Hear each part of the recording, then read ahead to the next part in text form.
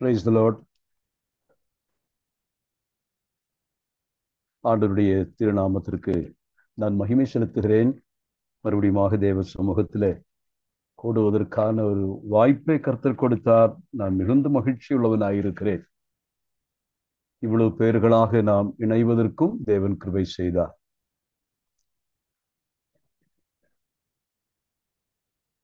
நம்முடைய துவக்கம் மிக சுருக்கமாயிருக்கிறது நினைக்கிறேன்.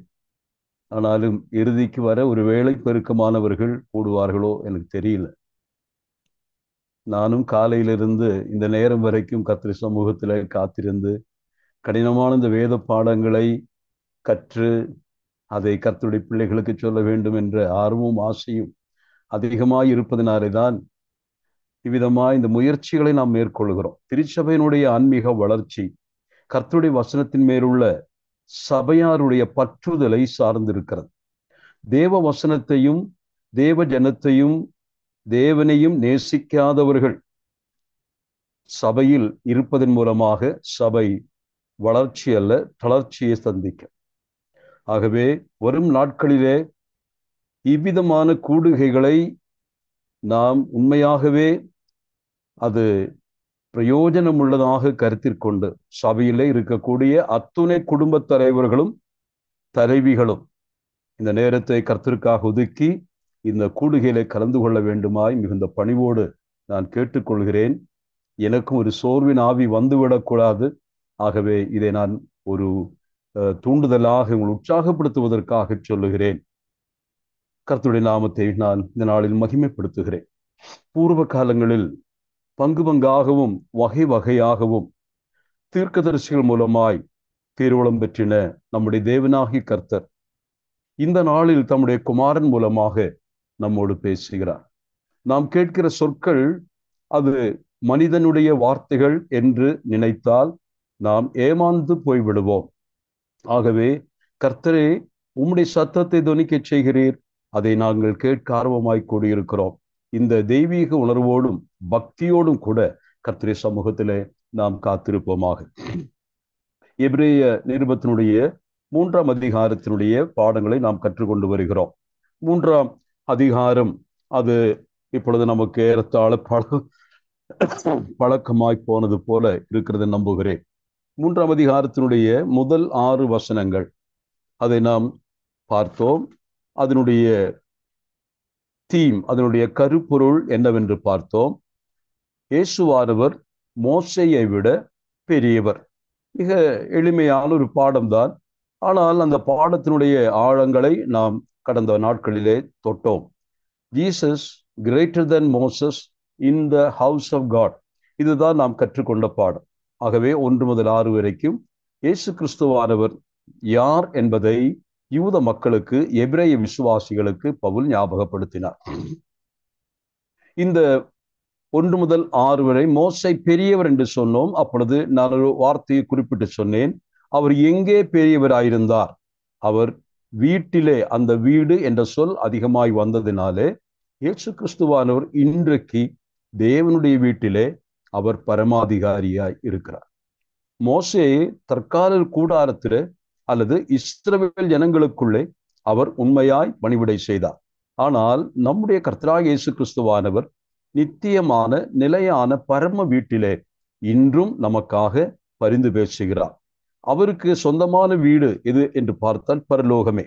ஆனால் உலகத்தில் கர்த்தராகிய இயேசு கிறிஸ்து வந்து மரித்து உயிர்த்ததினாலே அவருக்கு இன்னொரு வீடு கிடைத்தது என்று சொல்லலாம். மலையாள வேத புஸ்தகத்திலே நாமல்லோ அவന്റെ பவனம் என்ற வார்த்தை வாசிக்கிறோம். பவனம் அது ஒரு ஃபேமிலி வார்த்தை என்று சொல்லலாம். ஆகவே இங்கு பூலோகத்திலே கர்த்தராகிய இயேசு கிறிஸ்துவுக்கு ஒரு வீடு கிடைத்தது, ஒரு பவனம் கிடைத்தது. அந்த பவனம் அல்லது அந்த வீடானது இம்மைக்குரிய வீடு மட்டுமல்ல, அது நித்தியமாய் மறுமைக்குரிய வீடாகவும் இருக்கிறது. ஆகவே மோசேயை விட இயேசுவானவர் நித்திய வீட்டிலே அவர் நித்திய ஆசாரியனாக அவர் பணியாற்றுவார் என்பதை நாம் ஞாபகத்தில் கொள்ள வேண்டும். ஆகவே அந்த வீடு மோசையை பொறுத்தமட்டில் ஆசரிப்பு கூடாரம், தொடர்ந்து இஸ்ரவேல் வீடு. ஆனால் இயேசு கிறிஸ்துவை பொறுத்தமட்டில் அவர் இன்றைக்கு நம்முடைய மத்தியிலே அல்லது நாமே அவருடைய வீடாய் இருக்கத்தக்க வேண்டும். அவர் இன்றைக்கு நம்மோடு கூட நம் வீட்டிலே நாமே அவருடைய வீடாக இருந்து நாம் அவரை கனப்படுத்துகிறோம். இயேசு கிறிஸ்து யார் என்று பார்த்த பொழுது 3 குறிப்புகளை நாம் சொன்னோம். ஒன்று, இயேசு கிறிஸ்து மோசையை விட மேற்பட்டவராக, மகிமைக்கு பாத்திரராக அந்த வீட்டிலே அவர் குமாரனாயிருக்கிறார், புத்திரனாயிருக்கிறார். He is a son. இரண்டாவதாக, he is the maker என்று நான் சொன்னேன். அவர்தான் அந்த வீட்டை உண்டு பண்ணினார். மூன்றாவதாக, he is the master of the house. ஆகவே when you compare Moses and Jesus, there is a incomparability என்று சொல்லலாம். ஒருபோதும் ஒப்பிட முடியாதபடிக்கு அவர்கள் காணப்படுகிறார்கள். இந்த பகுதியிலே 1 முதல் 6 வசனங்களிலே எழுத்தாளன் மோசையை தரக்குறைவாக அவர் சித்தரிக்கவில்லை. He is not trying to degrade Moses. மோசஸை ஒரு தாழ்வான இடத்திற்கு கொண்டு போவதற்காக இவர் முயற்சிக்கவில்லை. மாறாக இயேசுவானவர் மோசையை விட பெரியவர் என்பதை காட்டுவதற்காக சொல்லுகிறார். Writer didn't degrade Moses here. Moses indeed is great, but Jesus is even greater than Moses என்று சொல்வதற்காக இந்த பகுதிகளை அவர் பயன்படுத்தினார். நமக்கு தெரியும், நம்முடைய கர்த்தராகிய இயேசு கிறிஸ்து உலகத்தில் வந்து வாழ்ந்த நாட்களிலே பொதுவாக யூத மக்கள் அல்லது பரிசேயர்கள், மத தலைவர்கள் இயேசுவானவரை மோசேக்கு விரோதியாக அவர்கள் நினைத்தார்கள். They were thinking Jesus was an enemy to Moses. அது அவர்களை தவறான நிலைமைக்கு கொண்டு போனதை பார்க்க முடியும். ஆனால் இயேசுவானவர் மோசேக்கு எதிரியாக வரவில்லை.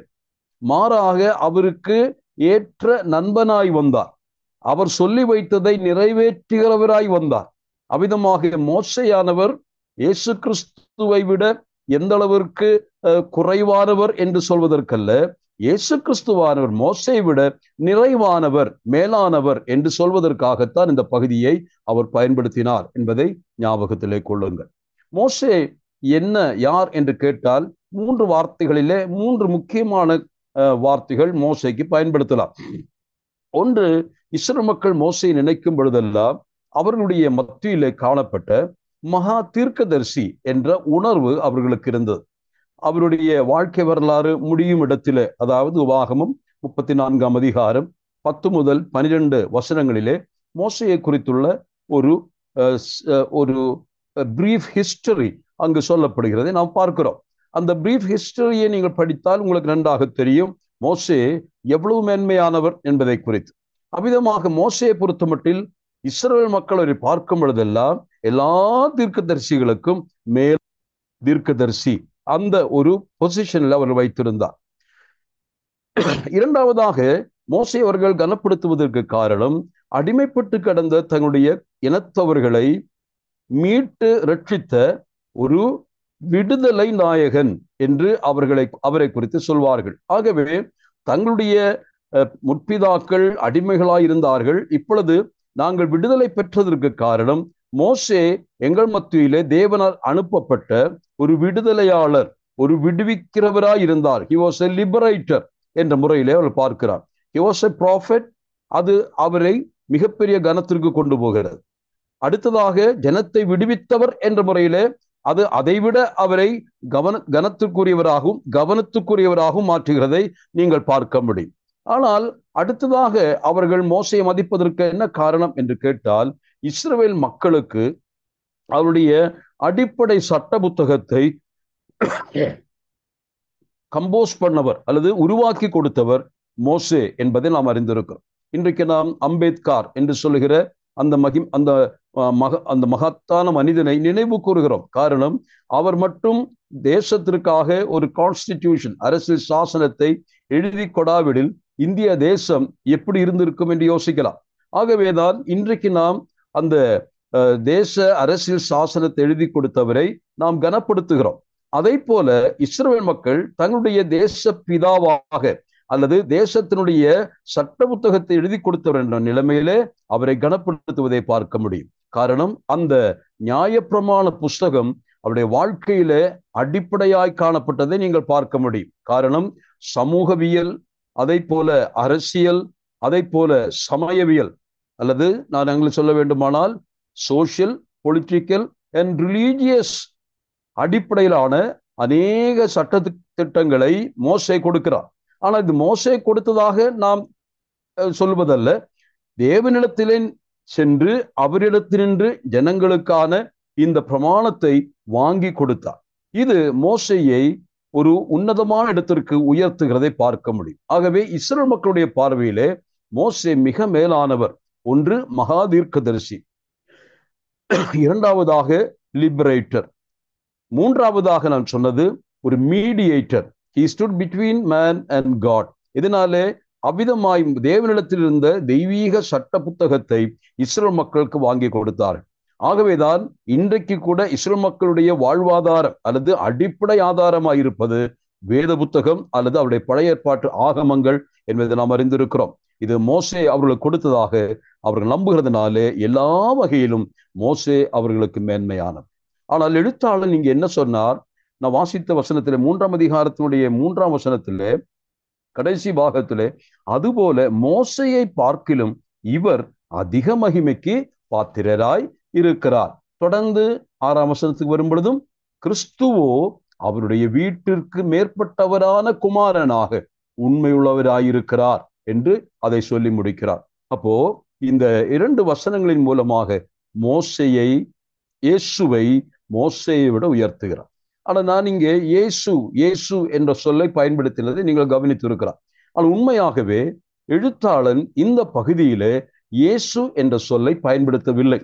அதற்கு பதிலாக என்ன பயன்படுத்தினார்? 6ஆம் வசனத்திலே கொஞ்சம் வாசி. அவருடைய வீட்டிற்கு மேற்பட்டவரான குமாரனாக உண்மையுள்ளவராய் இருக்கிறார். சவுண்ட் கொஞ்சம் கம்மியா இருக்கும். கிறிஸ்துவோ என்ற வார்த்தை வருகிறது. கிறிஸ்துவோ. அப்போ இதற்கு முந்தின அவருடைய பெயர் சொல்லும் இடத்துல 2ஆம் அதிகாரத்துல நீங்கள் பாருங்கள். 2ஆம் அதிகாரத்தினுடைய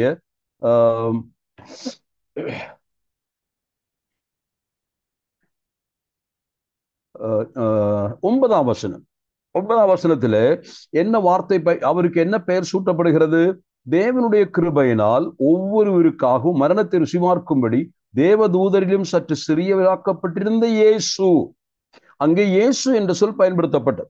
என்ன காரணம்? நாம் ஏற்கனவே சிந்தித்தது போல இந்த இடத்துல இயேசுவானவர் மனித குமாரன். அதனாலே அவர் மரிக்க வந்ததினாலே, அவர் மீட்க இரட்சகராக வந்ததினாலே இரட்சகர் என்ற பெயர் அவருக்கு சூட்டப்படுகிறதை பார்க்க முடியும். அது அவருடைய மரணத்தோடு சம்பந்தப்பட்ட பெயராயிருக்கு. ஆனால் இயேசு கிறிஸ்து மரித்தார், ஆனால் உயிர்த்தார். இன்று அவரை நாம் சொல்லும் பொழுது வெறும் இயேசு என்று நாம் சொல்வதில்லை. அவரை சொல்லும் பொழுது இயேசு கிறிஸ்து என்று சொல்லுகிறோம். இந்த கிறிஸ்து என்பதனுடைய அர்த்தம் என்ன? மேசியா அல்லது அபிஷேகம் பண்ணப்பட்டவர் என்று பொருளாகும். ஆகவே இயேசு கிறிஸ்து மேசியா அல்லது மோசையோடு கம்பேர் பண்ணும் பொழுது மோசே பணிவிடைக்காரன், இயேசுவோ அபிஷேகம் பண்ணப்பட்ட மேசியாவாய் இருக்கிறார். கிறிஸ்துவோ மோசையை விட மேற்பட்டவராய் இருக்கிறார் என்று அந்த 6 வசனம் மூலமாய் எழுத்தாளன் இப்பொழுது நிரூபணம் செய்து விட்டார், சந்தேகத்திற்கு இடமின்றி. அப்பொழுது அதை முடிக்க போகிற நேரத்தில் தான் கடந்த வாரத்தில் ஒன்று சொன்னேன். ஒரு எச்சரிப்பு போல ஒரு கண்டிஷனல் ஃப்ரேஸ் நீங்க அங்க பார்த்தீர்கள். அதாவது 6ஆம் வசனத்தினுடைய கடைசி பாகத்துல அதாவது நம்பிக்கையினால் உண்டாகும் தைரியத்தையும், கவனியுங்கள், நம்பிக்கையினாலே உண்டாகும் தைரியத்தையும் மேன்மை பாராட்டலையும் முடிவு பரியந்தம் உறுதியாய் பற்றி கொண்டிருப்போமாகில் நாமே அவருடைய வீடாயிருப்போம். இங்கே பவுல் பயன்படுத்திய வார்த்தையிலே நாமே தன்னையும் உள்ளடக்கி சொல்கிற வார்த்தையை நீங்கள் கவனிக்கலாம். நீங்கள் தேவனுடைய வீடாயிருப்பீர்கள் என்றல்ல, நாமே அவருடைய வீடாயிருப்போம். அப்ப பவுலும் இந்த வார்த்தையை சொல்லும் பொழுது தனக்கு அந்த வார்த்தையை சொல்லிக் கொள்வது போல நாம் எடுத்துக்கொள்ள வேண்டும். காரணம், இது நம்பிக்கையின் வார்த்தைகளாக நாம் எடுக்க வேண்டும். நாம் தேவனுடைய வீட்டார், நாம் அவருடைய வீடும் வீட்டாருமாய் இருக்கிறோம். அந்த வீட்டிலே அவர் மூத்த புத்திரன் அல்லது சேஷ்ட புத்திரனாய் நமக்கு இருக்கிறார். இரண்டாவதாக அந்த வீட்டினுடைய எஜமானன், அந்த வீட்டினுடைய எஜமானன் அவர். மூன்றாவதாக யார் இந்த வீட்டுக்கு சொந்தக்காரர், இதனுடைய மாஸ்டர் அல்லது இதனுடைய மேய்க்கர் யார்? அதுவும் அவர்தான். ஆகவே அப்படிப்பட்ட வீட்டிலே நாம் இருக்கிறோம். நாமே அவருடைய வீடாய் இருக்கிறோம். இது உறுதி செய்யப்பட்ட ஒன்று. நாம் அவரை இறுதி வரைக்கும் பற்றி கொண்டு இல்லாமல் மாறி போனால் இயேசு கிறிஸ்துவுக்கு வீடு இல்லாமல் போகும் என்றுள்ள நிலைமை வரக்கூடாது. அப்படி வராது. இயேசு கிறிஸ்து தமக்காக ஒரு வீட்டை கட்டினார். அந்த வீட்டிலே அவர் எஜமானன், அந்த வீட்டிலே அவர் சிரேஷ்ட புத்திரன், நாம் அவரோடு கூட உடன் சகோதரர்கள் சகோதரிகள். அப்படி இருக்க ஒரு கண்டிஷனை போட்டு நாம் வாழ்ந்தால்தான் அவருக்கு வீடு இருக்கும் என்று சொல்வது அபத்தமான பேச்சு. ஆகவேதான் இந்த கண்டிஷனை சொல்லும் பொழுது நாம் கவனிக்க வேண்டும். இந்த புத்தகத்துல இஃப் என்ற வார்த்தை ஏராளமாய் வருகிறது. நாம் அதை பின்னால் பார்த்து, ஆனா இங்கே நீங்கள் முடிவு பரியந்தம் உறுதியாய் பற்றி கொண்டிருக்க வேண்டும். எதை பற்றி கொண்டிருக்க வேண்டும் என்ற வார்த்தை போன வார்த்தையில சொன்னேன். அங்கே வாசிக்கும் பொழுது தைரியத்தையும் மேன்மை பாராட்டுதலையும். தமிழ் வேத புத்தகத்தை வாசிக்கும் பொழுது நம்பிக்கையினால் உண்டாகும் தைரியமும் மேன்மை பாராட்டிலும் என்று நாம் நினைக்க தோன்றலாம். ஆனால் அதை சரியாக சொல்ல வேண்டுமானால் தைரியத்தையும் நம்பிக்கையினால் உண்டாகும் மேன்மை பாராட்டலையும் என்று சொல்லலாம். அல்லது நம்பிக்கையினால் உண்டாகும் தைரியத்தையும் தொடர்ந்து மேன்மை பாராட்டு ரெண்டும் பிரித்து சொல்லலாம்.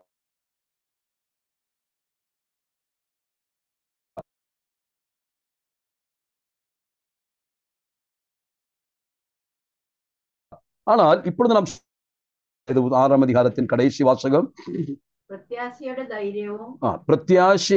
ധൈര്യവും പ്രശംസയും നാം അവസാനത്തോളം പിടിച്ചുകൊണ്ടാൽ നാം തന്നെ അവന്റെ ഭവനമാകുന്നു. ഇങ്ങനെ പാരുകൾ പ്രത്യാശയും അതിന്റെ പ്രശംസയും, പ്രത്യാശയുടെ ധൈര്യവും പ്രശംസ என்று சொன்னால் இந்த நம்பிக்கை என்பது நமக்குள் என்ன உண்டாக்குகிறது? தைரியத்தை உண்டாக்குகிறது.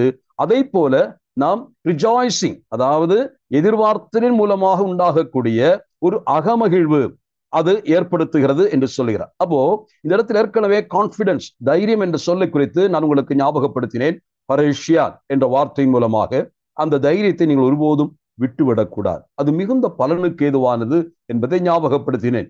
அதை போல இங்கே சொல்லுகிற நம்பிக்கையினால் உண்டாகும் அந்த மேன்மை பாராட்டல் என்பதற்கு இங்கே இந்த வேத புத்தகத்திலே and the rejoicing of the hope firm unto the end, and the rejoicing of the hope, நமக்குள்ள நம்பிக்கையினால் நமக்கு வருகிற மகிழ்ச்சி, அந்த ரிஜாய்சிங், அந்த மேன்மை பாராட்டுதல், இதுதான் சொல்லப்படுகிறது. அப்படியானால் இந்த புத்தகத்துல இந்த நம்பிக்கை குறித்து சில குறிப்புகள் இருக்கிறது. அதை நான் உங்களுடைய கவனத்திற்கு கொண்டு வருகிறேன். அதை விளக்கி சொல்வதற்காக அல்ல, வசனங்களை மட்டும் நான் உங்களுக்கு சொல்லி கொடுக்கிறேன். அந்த வசனத்தை மட்டும் நான் வாசிக்கவும் செய்யலாம். வாசிக்கலாமா? அந்த வசனத்தை வாசிக்கலாம். நம்பிக்கையை குறித்து சொல்கிற வசனங்கள் எபிரேயர் 6ஆம் அதிகாரம் 11-12. நீங்கள் அசதியாயிராமல் வாக்குத்தத்தமான ஆசீர்வாதங்களை விசுவாசத்தினாலும் நீடிய பொறுமையினாலும் சுதந்தரித்துக் கொள்ளுகிறவர்களை பின்பற்றுகிறவர்களாயிருந்து உங்களுக்கு நம்பிக்கையின் பூர்ண நிச்சயம் உண்டாகும்படி நீங்கள் யாவரும் முடிவு பரியந்தம் அப்படியே ஜாக்கிரதையை காண்பிக்க வேண்டும் என்று ஆசையாயிருக்கிறோம். இங்கு எழுத்தாளன் வாசகர்களுக்கு ஞாபகப்படுத்துகிற விஷயம் என்ன என்று கேட்டால், ஏற்கனவே தேவனை விசுவாசித்து அவர்களுக்கு தேவன் கொடுத்த வாக்குத்தத்தங்களை சுதந்திரித்துக் கொண்டவர்களை நீங்கள் கொஞ்சம் பாருங்க. அது ஆபிரகாமா இருக்கலாம், மற்ற அநேகராக இருக்கலாம். ஆனா இங்க என்ன சொல்கிறார்? அவ்விதமாக அவர்கள் எவ்விதமாய் தங்களுக்கு கொடுத்த வாக்குத்தை சுதந்திரித்தார்கள். அதற்கு தான் 11, நீங்கள் அசதியாயிருக்க கூடாது, வாக்குத்தத்தமான ஆசீர்வாதங்களை விசுவாசத்தினாலும் நீடிய பொறுமையினாலும் சுதந்திரித்தார்கள். அப்போ வாக்குத்தத்தங்களை சுதந்திரிக்க வேண்டுமானால் என்ன வேண்டும்? விசுவாசமும் நீடிய பொறுமை. இது இரண்டும் ஆபிரகாம் இடத்துல நாம் பார்க்கிறோம். ஆபிரகாம் விசுவாசித்தார், அது மட்டுமல்ல நீடிய பொறுமையாய் காத்திருந்தான். ஏறத்தாழ 25 ஆண்டுகள் பொறுமையாய் காத்திருந்தார். அந்த சுதந்திரத்தை ஆபிரகாம் அப்பொழுது பெற்றுக்கொண்டார். தொடர்ந்து ஆபிரகாமுக்கு தேவன் கொடுத்த வாக்குத்தத்தம், அதாவது இடத்தை கொடுக்கிறார், தேசத்தை சுதந்திரமாக கொடுக்க, அதை கூட அவர் நடந்து தேசாந்திரியாய் திரிந்து அந்த சுதந்திரங்களை அவர் அனுபவிக்கிறார். இதுதான் அங்கே முன்மாதிரி. அப்படியானால் இந்த விசுவாசமும் நீடிய பொறுமையும் நமக்கு இருக்குமையானால் தேவன் நமக்கும் கொடுத்திருக்கக்கூடிய வாக்குத்தத்தங்களை நாம் சுதந்திரிக்க முடியும். ஆனால் 11 தாண்டி 12 வரும் பொழுது, உங்களுக்கு நம்பிக்கையின் பூரண நிச்சயம் உண்டாகும்படி நீங்கள் யாவரும் முடிவு பரியந்தம் அப்படியே ஜாக்கிரதையை காண்பிக்க வேண்டும் என்று ஆசையாயிருக்கிறோம் என்று சொல்கிறார். அப்ப என்ன பொருள்? ஆபிரகாமை போல தேவன் உங்களுக்கு கொடுத்திருக்கக்கூடிய இந்த வாக்குத்தத்தங்களை நீங்கள் நம்பிக்கையோடு உறுதியாய் பற்றி கொள்ள வேண்டும். என்ன நம்பிக்கை? அங்கே என்ன நம்பிக்கை? தேவன் வாக்கு கொடுத்தது உண்டென்றால், தேவன் சொல்லி இருந்தால் நிச்சயமாக அது நிறைவேறும் என்ற ஆழ்ந்த திட நம்பிக்கை. அதுதான் அங்க சொல்லுகிறார். அந்த நம்பிக்கையிலே நாம் பூரண நிச்சயமுடையவர்களாய் இருக்க வேண்டும் என்றும் ஞாபகப்படுத்து. நம்பிக்கையின் பூரண நிச்சயம் உண்டாகும்படி. அப்போ நம்பிக்கையிலே எந்த விதமான நிச்சயமற்ற ஒரு தன்மை இருக்க, அல்லது அவிசுவாசம் நம்பிக்கைக்கு குறுக்க வரக்கூடாது. நம்புகிற நம்பிக்கையை உங்கள் வாழ்க்கையிலே சில அவிசுவாசங்கள், சில சந்தேகங்கள் கெடுத்துவிடக்கூடாது என்பதை இங்கே ஞாபகப்படுத்துகிறார். அதை சொல்லிட்டு தான் உங்களுடைய நம்பிக்கையின் பூரண நிச்சயம் உண்டாகும்படி நீங்கள் யாவரும் முடிவு வரைந்தும் அப்படியே ஜாக்கிரதையாய் காண்பிக்க வேண்டும் என்று ஆசையாயிருக்கிறோம். அதுல 13ஆம் வசனத்துல ஆபிரகாம் என்று சொல்லி ஆரம்பிக்கிறார். அப்போ இது ஆபிரகாமுக்கு ஏற்றதான ஒரு வார்த்தை என்பதை ஞாபகப்படுத்துகிறேன். அப்போ நம்முடைய வாழ்க்கையிலும் நாம் என்ன வாசித்தோம்? இறுதி வரை உறுதியாய் பற்றி கொள்ள வேண்டியது தைரியத்தையும், அதே போல நம்பிக்கையினால் உண்டாகும் அந்த ஹோப், அல்லது நம்பிக்கையினால், அதாவது ஹோப்பினால் உண்டாகக்கூடிய அந்த அகமகிழ்வு, ரிஜாய்சிங். எப்பொழுதும் ஒரு எதிர்பார்ப்பு, வெறும் செக்குலார் எக்ஸ்பெக்டேஷன் நான் சொல்லல. உலகத்திலே எல்லாம் எதிர்பார்ப்பு தான் நடந்து கொண்டிருக்கிறது. நாம் ஒரு பஸ்ல பயணிக்கிறோம், அந்த பஸ்ல ஏறி உட்காருகிறோம், அதை எப்படியும் திண்டுக்கல் போக வேண்டும், திண்டுக்கல், மதுரை மதுரை என்று நாம் போர்டை வைத்து கொண்டு போகிறோம். அது போனால் போய் சேரும் என்ற ஒரு expectation. there is no hope, but there is only expectation. we may reach. அப்படிதான். ஆனால் தெய்வீக விஷயங்களிலே we don't have the expectation, we don't expect anything, but we hope. அது என்ன அர்த்தம்? நிச்சயமாய் அது நடக்கும் என்றுள்ள விசுவாசம். அதுதான் தேவன் மேல் வைக்கிற விசுவாசம். இதைத்தான் தேவனும் விரும்புகிறார். நீங்கள் தேவனை விசுவாசித்து அதில் ஒரு சந்தேகத்தை கொண்டு வந்தால் நீங்கள் தேவனை கொச்சைப்படுத்துகிறீர்கள், தேவனை அவநம்பிக்கையுடையவராக மாற்றுகிறீர்கள். என்று சொன்னால் our God is not trustworthy, he cannot fulfill or he cannot take us to the end என்று சொல்வது போல தேவனை குற்றப்படுத்துகிற வார்த்தை.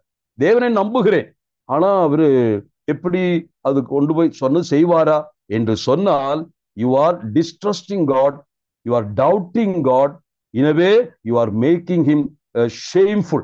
அவரை வெட்கப்படுத்துகிறீர்கள். தன்னுடைய பிள்ளைகள் அவரை அவிசுவாசிப்பது தேவனால் பொறுத்து கொள்ள முடியாதிருப்பார். நம்மை பொறுத்த மட்டில் நாம் தேவன் மேல் வைத்திருக்கிற நம்பிக்கையில குன்றி போகும் பொழுது தேவன் வேதனைப்படுகிறார். என் பிள்ளைகள் கூட என் வார்த்தையை நம்பலையே, இவ்வளவு பெரிய வாக்குத்தத்தத்தை ஆணையோடு கொடுத்து கூட அதன் மேல் அவநம்பிக்கையா இருக்கிறார்களே என்று சொன்னால் அந்த தேவனுடைய மனதுதான் துக்கப்படும்.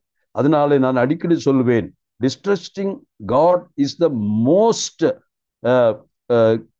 most heinous crime என்று சொல்லுவேன். அதனாலே இந்த நம்பிக்கையிலே பூரண நிச்சயமுடையவர்களாய் இருக்க கடவோம் என்பதை இவர் சொல்லு. 6ஆம் அதிகாரத்தினுடைய 11, 12 வசனங்களை 18ஆம் வசனத்தை வாசிப்போம். நமக்கு முன் வைக்கப்பட்ட நம்பிக்கையை பற்றி கொள்ளும்படி அடைக்கலமாய் ஓடி வந்த நமக்கு 2 மாறாத விசேஷங்களினால் நிறைந்த ஆறுதல் உண்டாகும்படிக்கு எவ்வளவேனும் பொய்யுரையாத தேவன் அப்படி செய்தார். 19. அந்த நம்பிக்கை நமக்கு நிலையும் உறுதியும் திரைக்குள்ளாக போகிறதுமான ஆத்தும நங்கூரமாய் இருக்கிறது. போதும். இந்த 6ஆம் அதிகாரத்தினுடைய 11 நாம் வாசித்த வசனங்களை தொடர்ச்சி அல்லது அதனுடைய முடிவரைக்கு வரும் பொழுதுதான் பவுல் மீண்டும் அந்த நம்பிக்கையை குறித்து சொல்ல ஆரம்பிக்கிறார். அந்த நம்பிக்கை நமக்கு என்னவாயிருக்கிறது? ஆபிரகாமை போல விசுவாசமும் பொறுமையுமாயிருந்து தேவன் நிச்சயமாய் வாக்குத்தத்தம் செய்வதை நிறைவேற்றுவார் என்று முழுமையாய் நம்புகிற அந்த நம்பிக்கை அது எப்படி இருக்கிறது? அது என்ன என்று கேட்டால், அதுதான் நம்மை நிலையும் உறுதியும், ஷுவர் அண்ட் ஸ்டெட்ஃபாஸ்ட், திரைக்குள்ளாக போகிறதுமான ஆத்தும நங்கூரமாயிருக்கிறது. அப்போ நம்பிக்கை என்பது விசுவாசம் இக்கரைக்கு சார்ந்தது. ஆனால் நம்பிக்கை என்பது திரையை தாண்டி போகிறதா இருக்கிறது என்று சொன்னால், நம்முடைய கர்த்தராகிய இயேசு கிறிஸ்து வான் திரையை தாண்டி அவர் மகாபிரதான ஆசாரியனாய் பரம வீட்டிலே இப்பொழுது அவர் இருக்கிறார். இயேசு கிறிஸ்து என்ன செய்தார்? அவர் இந்த நம்பிக்கையாகிய அந்த நங்கூரத்தை எடுத்து கொண்டு போய் இப்பொழுது எங்கே பாய்ச்சி இருக்கிறார்? அக்கறையிலே பாய்ச்சி விட்டார். இனி அந்த நங்கூரமானது அசைக்கப்படாது. அந்த நங்கூரத்தோடு சேர்ந்து இருக்கக்கூடிய கப்பல் நிச்சயமாக நங்கூரத்தை விட்டு விடாமல், நங்கூரம் பாய்ச்சப்பட்ட இடத்திலேயே அது சென்று சேரும். அங்கேயே இருக்கு. எத்தனை பிரச்சனைகள் வந்தாலும் பாய்ச்சப்பட்ட நங்கூரத்தினாலே இந்த கப்பல் உறுதியாய் இருப்பது போல நம்முடைய நம்பிக்கை, அது நங்கூரம், ஆத்தும நங்கூரம். கிறிஸ்துவானவர் அதை எடுத்து சென்று அக்கறையிலே திரைக்கு அப்புறமாக பாய்ச்சி இருக்கிறார். ஆகவே நான் சொல்லுகிறேன், இந்த நங்கூரம் எங்கே பாய்ச்சப்பட்டதோ அந்த இடத்திற்கு இந்த கப்பல் நிச்சயமாய் சென்றடையும். அதுதான் நம்பிக்கை. அந்த நம்பிக்கை தான் இப்பொழுது நமக்கு சொல்லப்படுகிறது. அந்த நம்பிக்கை நிலையும் உறுதியுமானது ஆத்தும நங்கூரம். அது நமக்கு முன்னோடுகிற இயேசு மெல்கிசேதேக் முறையின்படி நித்திய பிரதான ஆசாரியராய் நமக்காக அந்த திரைக்குள் பிரவேசித்திருக்கிறார். அப்ப பாருங்க, நம்முடைய எதிர்காலத்தை குறித்து சொல்லுகிற வார்த்தை சொல்லும் பொழுது, இனி நீங்கள் சந்தேகப்படாதீங்க. உங்களுடைய நம்பிக்கை என்ன? அது அந்த நம்பிக்கை நங்கூரம். அது ஏற்கனவே திரைக்கு அப்புறமாய் பாய்ச்சப்பட்டாயிற்று. ஆகவே அந்த நம்பிக்கையிலே உறுதியாயிருங்கள். இதுதான் அவர் சொல்லுகிறார். இன்றைக்கும் நம்முடைய வாழ்க்கையில இந்த நம்பிக்கை எவ்வளவு மேன்மையானது என்பதை அவர் ஞாபகப்படுத்துகிறார். 7ஆம் அதிகாரம் 19 கூட வாசிக்கலாம். 7:19. நியாயப்பிரமாணமானது பூரணப்படுத்தவில்லை, அதிக நன்மையான நம்பிக்கையை வருவிப்பதோ பூரணப்படுத்துகிறது. அந்த நம்பிக்கையினாலே தேவனிடத்தில் சேர்கிறோம். போதும். இப்பொழுது அடுத்த கட்டத்திற்கு நகருகிறார். இப்போ அந்த நம்பிக்கையினாலே என்ன நடக்கிறது என்று சொல்கிறார். இப்போ ஏற்கனவே நான் சொன்னேன், நம்பிக்கை நங்கூரம், அது பாய்ச்சப்பட்டாயிற்று. இப்பொழுது தேவன் இருக்கும் இடத்திற்கு இந்த நம்பிக்கை நம்ம என்ன செய்கிறது? நம்மை கொண்டு போய் சேர்க்கிறது. It draws us near to the God's presence. அந்த நம்பிக்கை. அப்போ நம்பிக்கையினுடைய மாண்பை, மாட்சிமையை இங்கே அவர் சொல்லிக்கொண்டே வருகிறதை பார்க்க 7:19 அந்த நம்பிக்கையினாலே தேவனிடத்தில் சேருகிறோம். அப்ப நம்பிக்கை நம்மை சேர்க்கிறது. அப்ப தேவன் நமக்கு தந்திருக்கக்கூடிய நம்பிக்கையை அதன் பூர்ண நிச்சயத்தோடு நாம் வைத்துக் கொள்ள வேண்டும். கடைசியாக 10ஆம் அதிகாரம் 22, 23 வசனங்கள். Hebrews 10, 22 and 23. மனசாட்சி நீங்க தெளிக்கப்பட்ட இருதயம் உள்ளவர்களாயும் சுத்த ஜலத்தால் கழுவப்பட்ட சரீரம் உள்ளவர்களாயும் உண்மை உள்ள இருதயத்தோடும் விசுவாசத்தின் பூரண நிச்சயத்தோடும் சேர கடவோம். அல்லாமலும் நம்முடைய நம்பிக்கையை அறிக்கையிடுகிறதில் அசைவில்லாமல் உறுதியாய் இருக்க கடவோம். வாக்குத்தத்தம் பண்ணினவர் உண்மையுள்ளவராய் இருக்கிறாரே. போதும். அப்போ இந்த இடத்துல மறுபடியும் விசுவாசத்தின் பூரண நிச்சயத்தோடு சேர கடவோம். இங்கே விசுவாசத்தின் பூரண நிச்சயம் என்று சொல்லுகிறது நம்முடைய நம்பிக்கையை காட்டுகிறது. அதுதான் நம்மை சேர்க்கிறது. ஆனா அப்பொழுது என்ன சொல்லுகிறார்? இந்த நம்பிக்கையை அறிக்கையிட வேண்டும். அது அர்த்தம் என்ன? நீங்கள் யாரை நம்பி இருக்கிறீர்கள், உங்களுடைய நம்பிக்கையினுடைய முடிவு என்ன, அதை குறித்து 4 பேருக்கு சொல்லணும். 4 பேரு தெரியணும். அதை குறித்து நீங்கள் கன்ஃபஸ் பண்ணணும், அதை டிக்ளேர் பண்ணணும், அதை நீங்கள் பப்ளிசைஸ் பண்ணணும். அல்லது உங்களில் உள்ள நம்பிக்கையை குறித்து பிறர் உங்களை விசாரிக்கும்படியாக வாழணும். உங்களுடைய வாழ்க்கையை பார்க்கும் பொழுது கப்பல் மூழ்கினது போல இருந்தால் யாரும் உங்களிடத்துல வந்து நம்பிக்கையை பத்தி கேட்க மாட்டாங்க. ஆனால் பாடுகள் படுகிற நேரத்துல கூட முகப்பிரசன்னத்தோடு இருக்கக்கூடிய ஒரு மனிதன், சாவின் விளிம்பில் இருக்கக்கூடிய நேரத்துல கூட சந்தோஷமாய் சங்கீதம் பாடுகிற ஒரு தெய்வ பக்தன், அவனை பார்த்து கேட்பாங்க, ஐயா நீங்க சாக போறீங்களே, ஆனா இப்பொழுது கூட உங்க முகத்துல சந்தோஷம் இருக்கே. அப்ப சொல்லுவான், எனக்குள் இருக்கக்கூடிய தெய்வீக நம்பிக்கை, எனக்கு தெரியும் நான் எங்கே போய் சேருவேன். என்னுடைய ஆத்தும நங்கூரம் அது கிறிஸ்துவுக்குள் இருக்கிறது. கிறிஸ்து திரைக்கு அப்பால் இருக்கிறார். ஆகவே நிச்சயமாக நான் கிறிஸ்துவோடு சேருவேன். கிறிஸ்து இருக்கும் இடத்திலே மட்டுமல்ல, கிறிஸ்துவிடத்திலே நான் போய் கிறிஸ்துவோடு சேருகிற அந்த பாக்கியம் எனக்கு உண்டு. கர்த்தருடைய பிள்ளைகளே, இந்த தைரியத்தையும் இந்த நம்பிக்கையையும் நாம் என்ன செய்ய வேண்டும்? தினமும் காலையிலிருந்து மாலை வரைக்கும். அதை போல தொடர்ந்து ஒவ்வொரு நாளும் நாம் உறுதியாய் வைத்துக் கொள்ள வேண்டும். இதுதான் வாழ்க்கை. அப்படி நம்ம இருக்க வேண்டும். அது இப்படி இருந்தால் மட்டும்தான் நீங்கள் கடைசியில மோட்சம் போவீர்கள் என்பதற்காக சொல்லல. நீங்கள் தெய்வீக ராஜ்யத்தை அடைகிறவர்களாய் இருப்பதினாலே இந்த நம்பிக்கையை குறித்து நீங்கள் மேன்மை பாராட்டுங்க. இந்த நம்பிக்கையை பிறருக்கு சொல்லுங்க. உங்கள் நம்பிக்கை என்ன என்பதை சொல்லுங்கள். அந்த நம்பிக்கையில கொஞ்சம் கூட சந்தேகம் இல்லாம சொல்லுங்க. அது சந்தேகம் இல்லாம சொல்லணும்னா அந்த அளவுக்கு நம்பிக்கையில பூர்ண நிச்சயத்தோடு நீங்க வாழணும், நான் வாழணும். இதுதான் இன்றைக்கு கற்றுக்கொண்ட பாடம். ஆகவே நாம் தேவனுடைய வீடாய் இருக்கிறோம். வீடாய் இருப்பதற்கு ஒரு கண்டிஷன் அல்ல, வீடாய் இருப்பதினாலே நாம் இவ்விதமாய் உறுதியான தைரியத்தையும் நம்பிக்கையுடையவர்களாய் வாழ வேண்டும். அதுதான் கிறிஸ்தவனுடைய அடையாளமாய் இங்கே பவுல் சொல்லுகிறார். இப்பொழுது நாம் இந்த அதிகாரத்திலிருந்து அதனுடைய அடுத்த பகுதிக்கு நகர விரும்புகிறேன். இப்பொழுது நாம் படித்தது 3ஆம் அதிகாரம் 1 முதல் 6 வரைக்கும் மோசேயை விட அவர் பெரியவர் என்றுள்ள தலைப்பிலே சிந்தித்தோம். அதிலே நாம் இப்பொழுது மிக தெளிவாய் இருக்கிறோம் என்று நானும் நம்புகிறேன். ஆகவே 3ஆம் அதிகாரம் 7 முதல் 11 வரைக்கும் உள்ள வசனங்கள் அது என்ன என்று பார்த்த உண்மையாகவே நான் அதற்கு தலைப்பு கொடுக்க வேண்டுமானால் இவர் என்ன சொன்னார் பாருங்கள். அந்த 7ஆம் வசனம், ஆகையால் என்று சொல்லி துவங்குகிறார். அப்போ இப்பொழுது சொல்லப்பட்ட விஷயங்கள் என்ன? நீங்கள் தேவனுடைய வீடாய் இருப்பீர்கள். அதற்கு என்ன வேண்டும்? உறுதியான பற்றி கொள்ளுதல் அவசியமானது. இதை ஒரு எக்ஸார்டேஷனாக சொல்லிட்டார். இந்த எக்ஸார்டேஷனுக்காக இப்பொழுது என்ன செய்ய போகிறார்? Is going to read out a scripture portion. அல்லது நாம் என்ன சொல்வோம், சாதாரணமாக திருமணங்களிலோ மற்ற இடங்களிலோ வாசிக்கும் ஸ்கிரிப்சர் ரீடிங் என்ற ஒரு பகுதி இருக்கிறது. பிரசங்கம் பின்னாடி வரும், ஆனால் முன்னாடி ஒரு ஸ்கிரிப்சர் ரீடிங் அல்லது இன்றைய ஸ்கிரிப்சரல் லெசன் என்று சொல்வார் என்று சொல்லி அதை வாசிப்பார். அதை போல இந்த பகுதியில எழுத்தாளன் இப்பொழுது ஒரு ஸ்கிரிப்சர் பகுதியை வாசிக்க போறார். எதற்காக? அதை பின்னால் அதை விளக்குவார். அப்ப முதல் என்ன வாசிக்க போகிறார்? 7ஆம் வசனத்தினின்று 11ஆம் வசனம் வரைக்கும் ஒரு கோட், அதாவது ஒரு பிரசங்கத்திற்காக ஒரு செய்திக்கான ஆதார வசனமாக அதை வாசிக்கிறார். அந்த வசனத்தை இப்பொழுது வாசிக்க கேட்போம். இந்த வசனம் 7ஆம் வசனம் 11 வசனங்கள். அது எங்கிருந்து எழுத்தாளன் வாசிக்கிறார்? அந்த ஸ்கிரிப்சர் அது சங்கீதம் 95ல இருக்கக்கூடிய ஒரு வேத பகுதி. 95ஆம் சங்கீதத்தினுடைய 8 முதல் 11 வரையுள்ள வசனங்களிலே தான் அது வருகிறது. ஆகவே அந்த வசனங்களை இப்பொழுது சங்கீத எழுத்தாளன் வாசிக்க வாசிப்போம். 7லிருந்து 11. பரிசுத்த ஆவியானவர் சொல்லுகிறபடியே, இன்று அவருடைய சத்தத்தை கேட்பீர்களாகில் வனாந்தரத்திலே கோபமூட்டின போதும் சோதனை நாளிலும் நடந்தது போல உங்கள் இருதயங்களை கடினப்படுத்தாதிருங்கள். அங்கே உங்கள் பிதாக்கள் என்னை சோதித்து என்னை பரீட்சை பார்த்து 40 வருஷ காலம் என் கிரியைகளை கண்டார்கள்.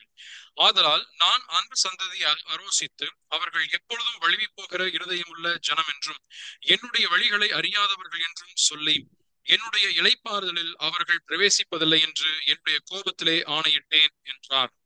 போதும். இது பொதுவாக இந்த ஸ்கிரிப்சர் ரீடிங் வாசித்து முடித்தோன்னு சொல்வார்கள், வாசிக்க வேண்டிய வேத பகுதியை வாசித்தாயிற்று. அதே போல் இப்பொழுது தினேஷ் அந்த வேத பகுதியை வாசித்தாயிற்று. அப்போ இது ஒரு ஸ்கிரிப்சர் ரீடிங்காக வைத்துக் கொள்ளும்.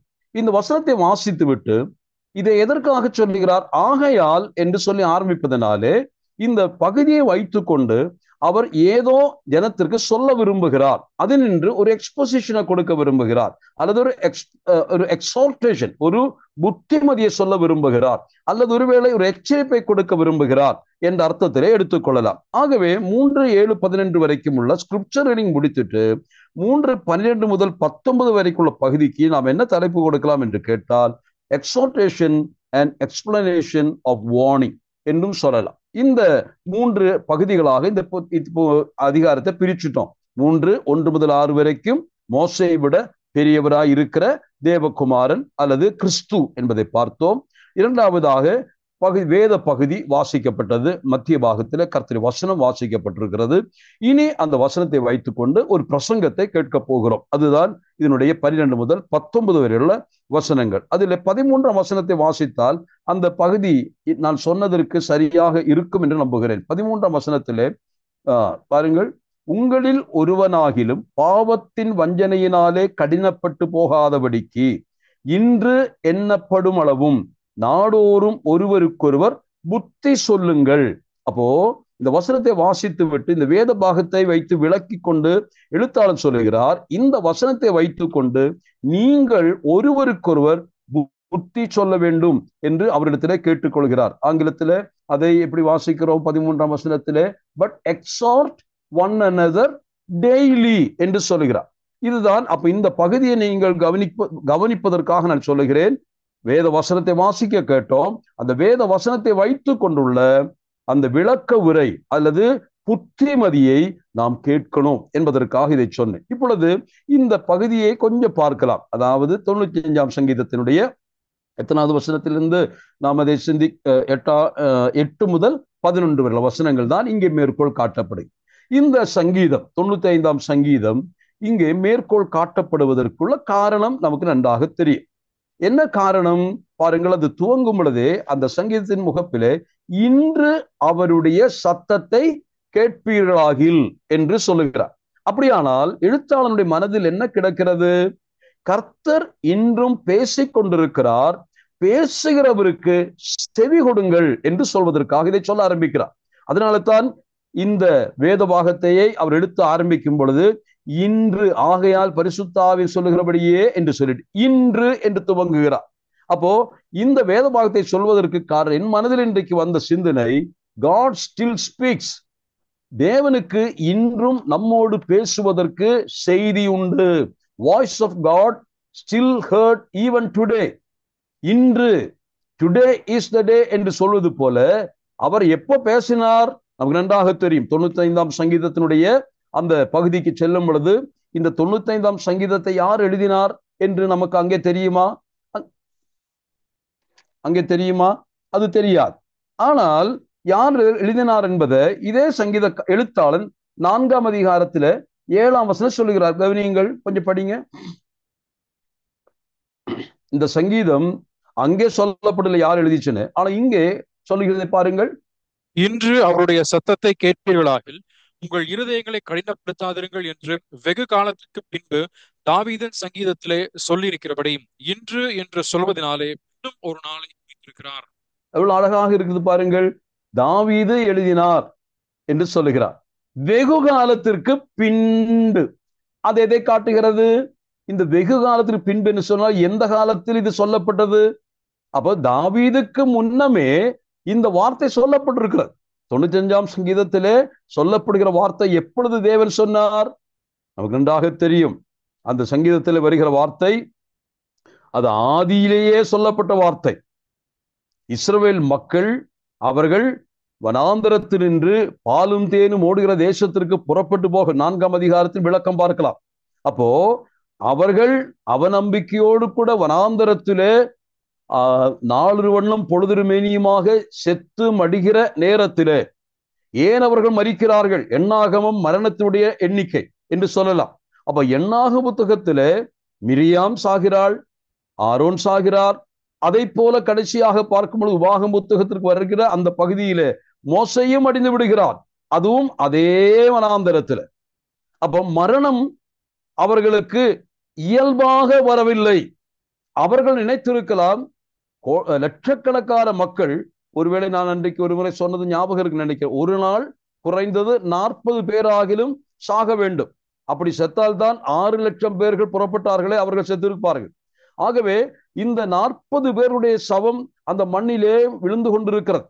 ஆனால் பொதுவாக மக்கள் நினைப்பார்கள், இவர்கள் எல்லாரும் இயற்கையாக, மரணம் எல்லாருக்கும் வரலையா, இயற்கையாக மடிந்து கொண்டிருக்கிறார்கள் என்றுதான் நினைத்திருப்பார்கள். ஆனால் அவருடைய மரணத்திற்கு காரணம் இருந்தது.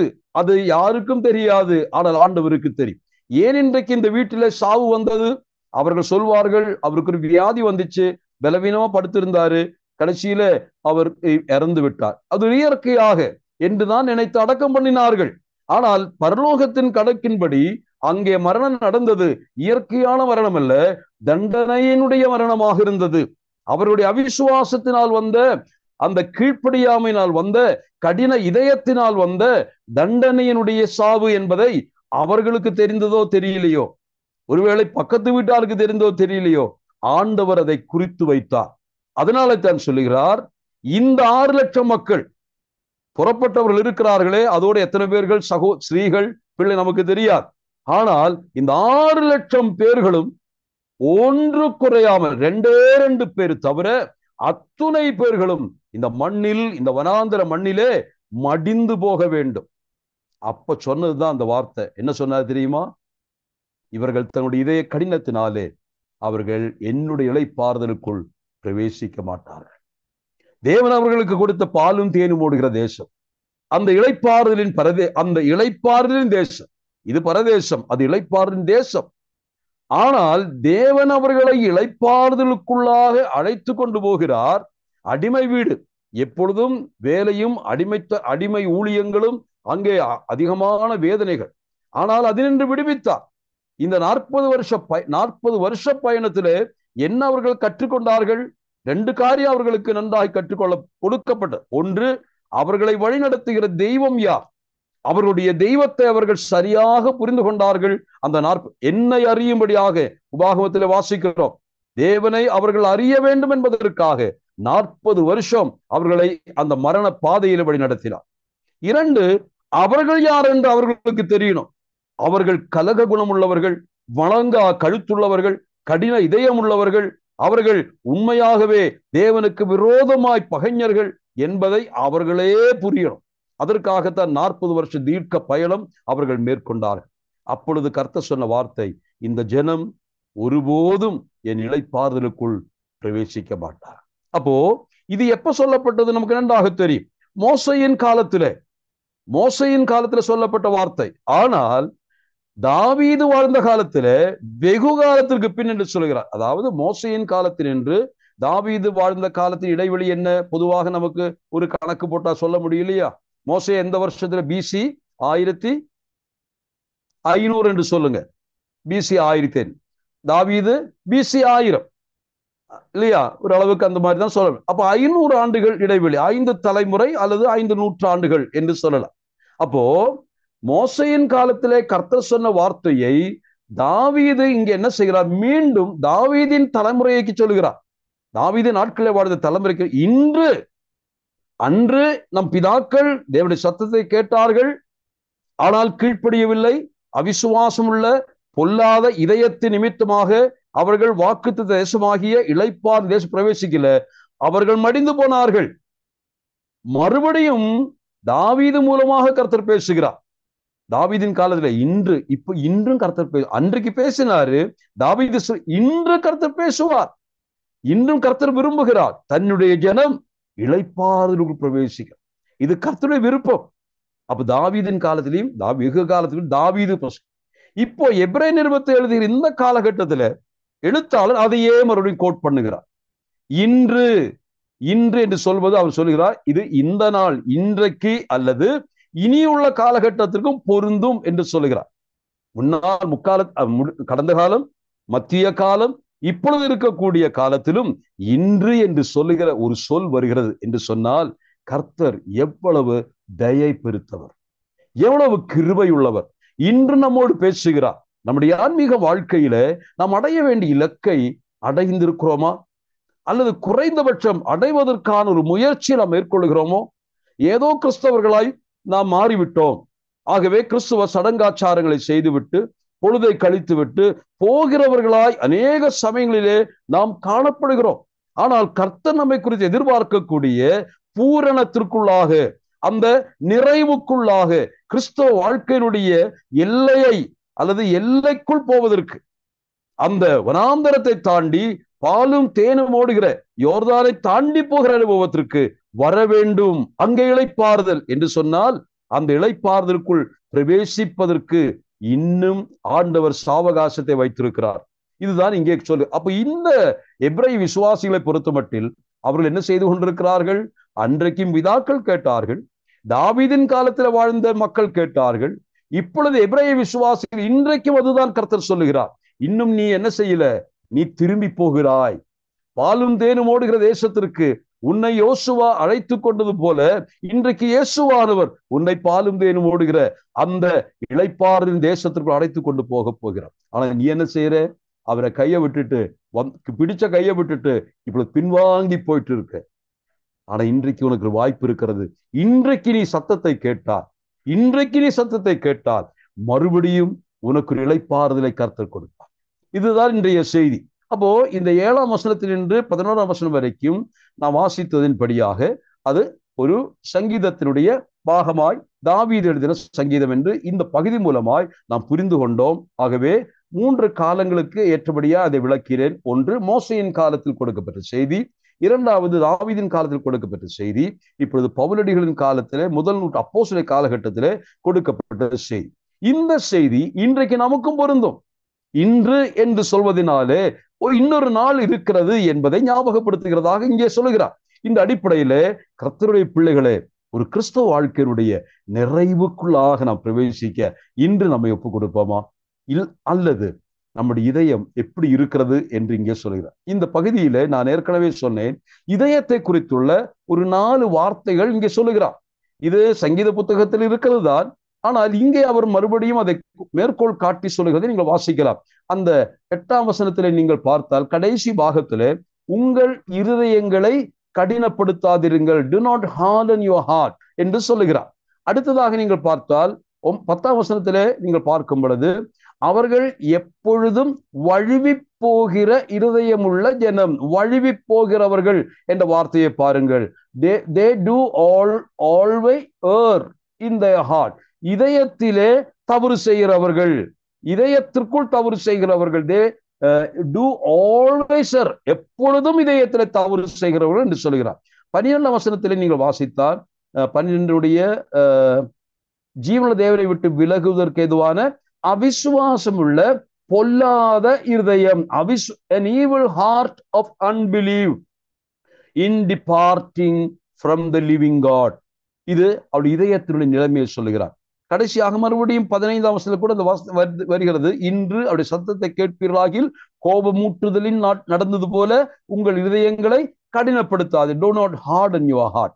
இது மறுபடியுமாக அவர்களுக்கு சொல்லுகிறார். அதாவது 7ஆம் வசனத்துக்கு 12 வரைக்கும் சங்கீத பாகத்தை வாசித்து விட்டு அந்த சங்கீதத்தினுடைய அடிப்படையிலே அவர்களுக்கு சொல்லுகிற புத்திமதி தான் நான் சொன்னேன் 12 முதல் அதனுடைய 18 வரை உள்ள வசனங்கள். அப்படியானால் அந்த விசுவாசம் உள்ள பொல்லாத இதயம் நீங்க உங்களுக்கு வந்துடக்கூடாது, வழுவி போகிற இதயம் உங்களுக்கு வரக்கூடாது. அதனால வந்த வினைகளை நீங்கள் கொஞ்சம் பார்த்தீர்களா என்று கேட்கிறார். இங்கே சொல்லுகிற வசனத்தில் நான் இன்றைக்கு அதனுடைய ஒரு வார்த்தையை தான் முடிக்க முடியும் நினைக்கிறேன். அதுல 7ஆம் வசனம், 7ஆம் வசனம் முதல் பாகத்தை கொஞ்சம் வாசிங்க.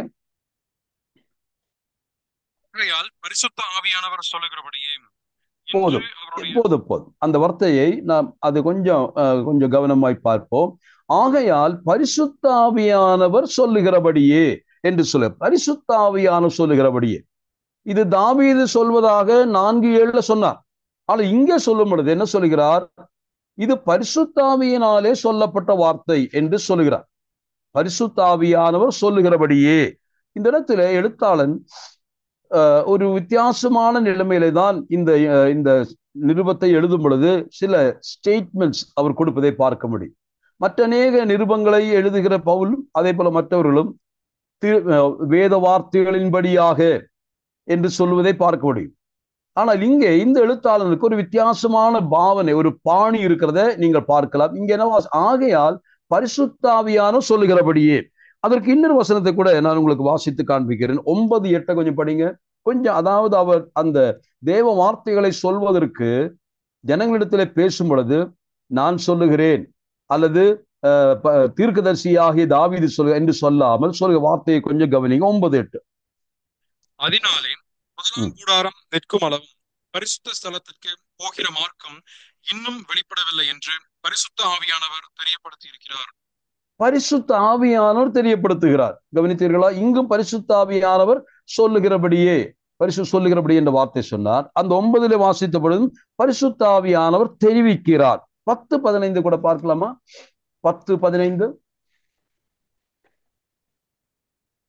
இது குறித்து பரிசுத்த ஆவியானவரும் நமக்கு சாட்சி சொல்லுகிறார்.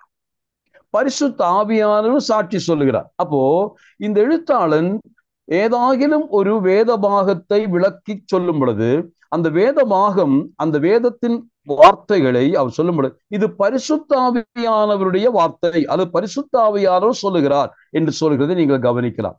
அது எதற்காக இப்படி சொல்லுகிறார் என்று கேட்டால், வேத வாக்கியங்கள் மனுஷருடைய ஆவியினால் உண்டானதல்ல. நமக்கு ஏற்கனவே பேதுரு சொல்லி வைத்திருக்கிறார் இல்லையா? 1 பேதுரு 1ஆம் அதிகாரம் 20-21 வசனங்களை வாசிக்கிறோம். தீர்க்க தரிசனமானது ஒருபோதும் மனுஷருடைய யோசனை தோன்றவில்லை, தேவனுடைய மனுஷர்கள் பரிசுத்தாவியினாலே ஏவப்பட்டு பேசினார்கள் என்று வாசிக்கிறோம். அப்போ அந்த ஒரு எண்ணத்தை எழுத்தாளன் கையாளுகிறார். பவுலடிகள் சொல்லுகிறார், அடிக்கடி பவுலுடைய நிருபங்களை நீங்க படிச்சீங்கன்னா உங்களுக்கு நன்றாக தெரியும். அதில் ஒரு சொற்றொடர் ஏறத்தாழ 9 முறை அவருடைய நிருபங்களை பவுலாகிய நான், ஐ பால் என்று சொல்வார். பவுலாகிய நான், பவுலாகிய நான் என்று சொல்வதை பார்க்க முடியும். ஆனா அப்படிப்பட்ட ஒரு பிரயோகம் கூட இந்த எபிரேய நிருபத்துல வரல. அப்படியானால் ஒரு ஒப்ஸ்கியூரிட்டி, அதாவது பவுலடிகள் தன்னைத்தான் திரை போட்டு மறைப்பது போல இந்த இடத்துல சொல்லிக் கொண்டிருப்பது போல தெரிகிறது. ஆகவேதான் பரிசுத்தாவியான சொல்லுகிறார். 3 இடத்துல வாசித்தோம், பரிசுத்தாவியான சொல்லுகிறார் என்ற வார்த்தையை கவனித்து. அப்ப நான் உங்களுக்கு சொல்ல வேண்டிய விஷயம், தேவ வாக்கியங்களை நீங்கள் வாசிக்கும் பொழுது கர்த்தருடைய சத்தத்தை நீங்க, அதாவது பரிசுத்தாவியானவர் மூலமாகத்தான் கேட்கிறீர்கள். அதனால தான் வெளிப்படுத்த வரும் பொழுது ஆவியானவர் சபைகளுக்கு சொல்லுகிறதை காதுள்ளவன் கேட்கும். ஆவியானவர் பேசுகிறார், அதுதான் சபையின் மக்கள் கேட்கணும். அதனால தான் இங்கே சொல்லும் பொழுது இது யாரோ ஒரு மனுஷன் சொன்ன வார்த்தை அல்ல, அல்லது ஏதோ ஒரு தீர்க்கதரிசியினால் வந்த வார்த்தை அல்ல, பரிசுத்தாவியானவரே உங்களோடு பேசி கொண்டிருக்கிறார். இன்று இந்த சத்தத்தை கேட்கும் பரிசுத்தாவியானவர் உங்களிடத்துல பேசுகிற இந்த நேரத்தில் இன்று அவருடைய சத்தத்தை கேட்டால் நீங்கள் எப்படி இருக்கணும் என்பதை யோசித்து பாருங்கள். அப்போ பரிசுத்தாவியானவர் பேசுகிறார். ஆனா ஒரு வார்த்தை நான் சேர்த்து சொல்லுகிறேன். 1:1 யார் பேசினார்?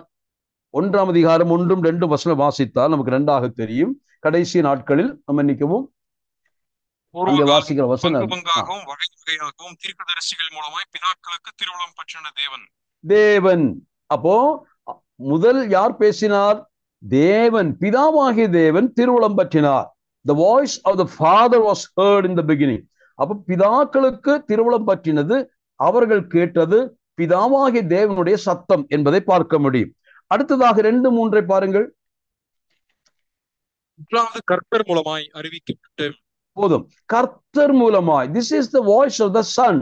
இது கர்த்தர், நம்முடைய கர்த்தராகிய இயேசு கிறிஸ்துவனுடைய சத்தத்தை குறித்து சொல்லுகிறார். அப்போ பிதாவான தேவன் பேசினார், குமாரனாகி கிறிஸ்து பேசுகிறார். ஆனா இன்றைக்கு அந்த பிதாவும் குமாரனும் பேசினதை நம்மோடு பேசுவதற்காக பரிசுத்த ஆவியானவரை தேவன் நமக்குள் வைத்திருக்கிறார், நம்முடைய சபை நடுவே வைத்திருக்கிறார். ஆகவே பரிசுத்த ஆவியானவர் பேசுகிறதை தான் சபை கேட்கணும். ஆகவே பரிசுத்த ஆவியானவருடைய வார்த்தை முக்கியமாக எடுத்துக்கொள்ளப்பட வேண்டும். அதை அலட்சியம் செய்யக்கூடாது.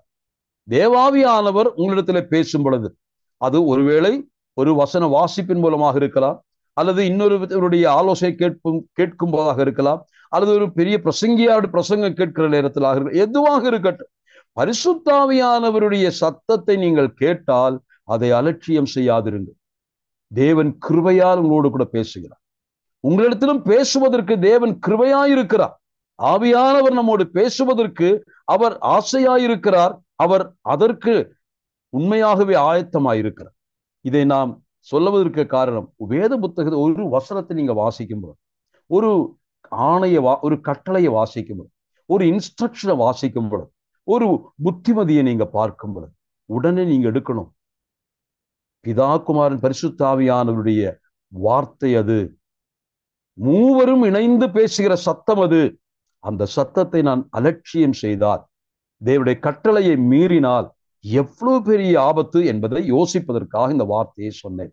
அப்போ பரிசுத்த ஆவியானவர் நம்மோடு பேசுகிறதை நாம் அலட்சியம் செய்யக்கூடாது என்று சொல்லி அதை துவங்குகிறார். இவ்விதமாய் சொல்லி அந்த வசனத்தை சொல்லி முடிக்கும் பொழுது சங்கீதத்தை முடித்து விடுகிறார். சங்கீதத்தை முடித்து அடுத்ததாக என்ன சொல்லுகிறார்? 12ஆம் வசனத்தை வாசிக்கலாம். நான் அந்த வசனத்தை மட்டும் வாசித்து இன்னைக்கு நிறைவேற்றேன். 12ஆம் வசனத்திலிருந்து கடைசி வரைக்கும் வாசிப்போம். அடுத்த வாரத்திற்கு நாம் இதை வைத்துக் கொள்ளலாம். படி. சகோதரரே, ஜீவனுள்ள தேவனை விட்டு விலகுவதற்கு ஏதுவான அவிசுவாசம் உள்ள பொல்லாத இருதயம் உங்களில் ஒருவனுக்குள்ளும் இராதபடிக்கு நீங்கள் எச்சரிக்கையாயிருங்கள். உங்களில் ஒருவனாகிலும் பாவத்தின் வஞ்சனையினாலே கடினப்பட்டு போகாதபடிக்கு இன்று எண்ணப்படும் அளவும் நாடோறும் ஒருவருக்கொருவர் புத்தி சொல்லுங்கள். நாம் ஆரம்பத்திலே கொண்ட நம்பிக்கையை முடிவு பரியந்தம் உறுதியாய் பற்றி கொண்டிருப்போமே ஆகில் கிறிஸ்துவினிடத்தில் பங்குள்ளவர்களாய் இருப்போம். இன்று அவருடைய சத்தத்தை கேட்பீர்களாகில் கோபமூட்டுதலில் நடந்தது போல உங்கள் இருதயங்களை கடினப்படுத்தாதிருங்கள் என்று சொல்லி இருக்கிறதே. கேட்டவர்களில் கோபமூட்டினவர்கள் யார்? மோசையினால் எகிப்திலிருந்து புறப்பட்ட யாவரும் அப்படி செய்தார்கள் அல்லவாம். மேலும் அவர் 40 வருஷமாய் யாரை ஆரோசித்தார்? பாவம் செய்தவர்களை அல்லவாம். அவர்களுடைய சவங்கள் வனாந்தரத்தில் விழுந்து போயிற்றே. பின்னும் என்னுடைய இளைப்பாறுதலில் பிரவேசிப்பதில்லை என்று அவர் யாரை குறித்து ஆணையிட்டார்? கீழ்ப்படியாதவர்களை குறித்தல்லவாம். ஆதலால் அவிசுவாசத்தினாலே அவர்கள் அதில் பிரவேசிக்க கூடாமற் போனார்கள் என்று பார்க்கிறோம். தேங்க்யூ. அப்போ இந்த வசனங்கள், அதாவது இது எக்ஸார்டேஷன், சங்கீதத்தை வாசித்து அந்த சங்கீதத்தினின்று இப்பொழுது 12ஆம் வசனத்துல சகோதரரே என்று சொல்லி பிரசங்கம் செய்ய சகோதரர்களுக்கு பிரசங்கம் பண்ணுகிறார். இதுதான் இப்பொழுது அடுத்த வாரத்திற்கான பகுதியாக எடுத்து வைக்கலாம். ஆனால் அதற்கு அடுத்த வாரத்துக்கு வரும் பொழுது நான் ஒரு வார்த்தையை உங்களுக்கு முன்னாடி சொல்ல வேணும். அது என்னவென்று கேட்டால், அந்த வசனத்தை நான் தமிழிலே வாசிக்கிறேன் பாருங்கள். அதாவது 8வது வசனம், வனாந்தரத்திலே கோபமூட்டின போதும் சோதனை நாளிலும் நடந்தது போல என்ற வார்த்தை ஒரு சொற்றொடர் வருகிறது. வனாந்தரத்திலே கோபமூட்டின போதும் சோதனை நாளிலும் நடந்தது போல அங்க வாசிக்கிறோம். as in the provocation, in the day of temptation, in the wilderness. இதான் அந்த சொற்றொடர். இதனுடைய விளக்கம் நாம் அடுத்த வாரம் பார்க்கணும். அதாவது இந்த வார்த்தை அது மலையாளத்துல கொஞ்சம் வாசிக்க கேட்கலாம். அதனுடைய வித்தியாசத்தை உங்களுக்கு ஞாபகப்படுத்துகிறேன். வாசிங்க. 8வது வசனம்.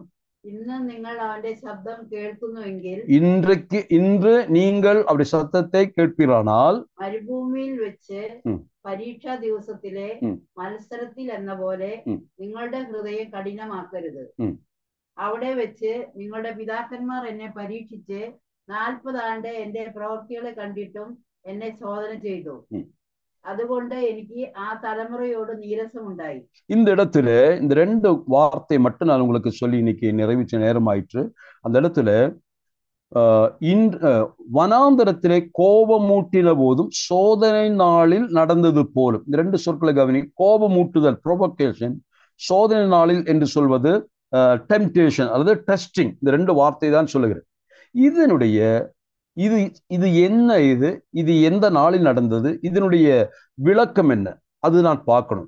அதுல சில மலையாள வேத புத்தகத்துல அந்த அதாவது வனாந்தரத்தில் கோபமூட்டினது என்று சொல்ல வார்த்தைக்கு மெரிபா என்று எழுதப்பட்டிருக்கிறது. மலையாள வேத புத்தகத்துல அந்த மெரிபா என்றும் மாசா என்றும் என்று 2 வார்த்தைகளை அந்த இடத்துல பயன்படுத்துகிறார்கள். தமிழ் வேத புத்தகத்துல அது அதனுடைய அர்த்தம் மொழியாக்கம் செய்யப்பட்டிருக்கிறது. ஆனால் இந்த வார்த்தை எங்க வருகிறது அதை உங்களுக்கு ஞாபகம் வாசித்து நிறைவு செய்யலாம். யாத்திராகம் 17ஆம் அதிகாரம் 7ஆம் வசனத்தை கொஞ்சம் படிக்கலாம். யாத்திராகம் 17 7வது வசனம். இஸ்ரவேல் புத்திரர் வாதாடினது நிமித்தமும் கர்த்தர் எங்கள் நடுவில் இருக்கிறாரா இல்லையா என்று அவர்கள் கர்த்தரை பரீட்சை பார்த்தது நிமித்தமும் அவன் அந்த ஸ்தலத்துக்கு மாசா என்றும் மேரிபா என்றும் பெயரிட்டான்.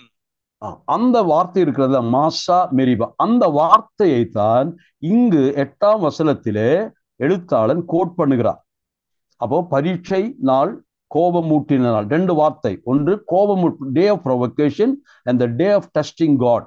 இது 2 வார்த்தைகள், மாசா மெரிபா. இதனுடைய சில சரித்திர பகுதிகள், பின்னணிகள் நாம் அடுத்து சிந்தித்தால் இந்த பகுதியை விளங்கிக் கொள்வதற்கு ஏதுவாக இருக்கும். ஆகவே இந்த மாசா என்றால் என்ன, மெரிபா என்றால் என்ன, தேவனை கோபப்படுத்தினதும் தேவனை பரீட்சித்ததுமான இந்த ஜனத்திற்கு வந்த வினை என்ன என்பதை நாம் அடுத்து சிந்திக்கலாம். தேவன் நம்மை ஆசீர்வதிப்பாராக.